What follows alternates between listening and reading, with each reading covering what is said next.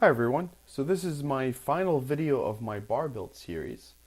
Again, this is a smart home and electronics and audio channel, so this isn't just about bars, but I'm glad you watched this video and I hope you subscribe and watch additional videos of mine.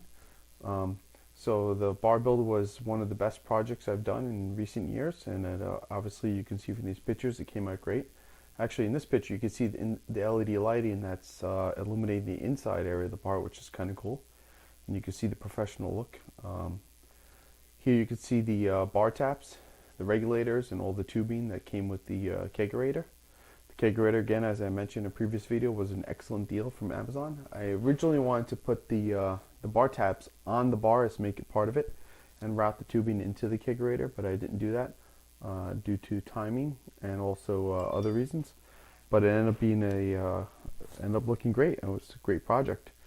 One of the things that's a little bit tricky with the instructions aren't super clear on how to hook up the tubes and everything, but there's a lot of online videos that tell you how to do this. So I watched a few online videos, and you know, it's pretty easy once you figure it all out. The trickiest part is getting your keg nice and tight and making sure it doesn't leak. And making sure you get your CO2. Here's where I actually bought my CO2. This is one of the local places by me that sells CO2. So you bring your tank to them for 15-20 bucks. They fill it up. You go home, and it lasts you 3 or 4 full kegs, or 3 or 4 sets of 1/6 kegs, as in my case.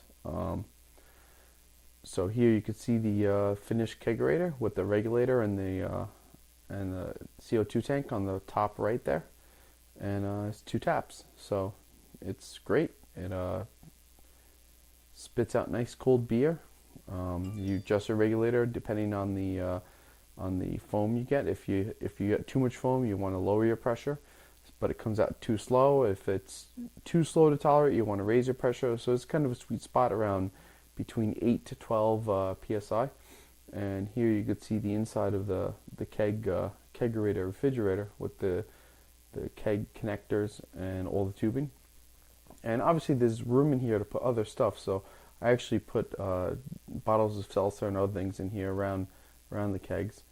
And actually this is my first 2 1/6 kegs, so that's what fits if you want to get 2. One of them is Sam Adams, the other one is Shock Top, and this is what I actually had on tap during my New Year's party, New Year's 2018 to 2019, which was a great time. These are big and heavy, but not nearly as bad as if I had one single full keg. Maybe in the future I'll try it with one single full keg. We'll see what happens.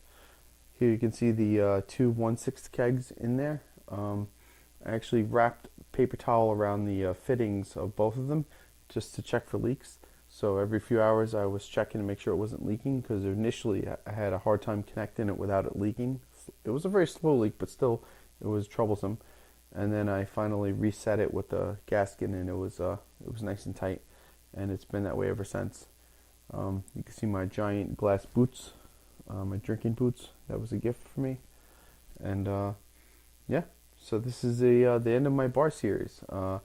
Please like, subscribe, and watch my future videos, because it's going to get more interesting, and it's going to get more into the home electronics and the smart home in the house.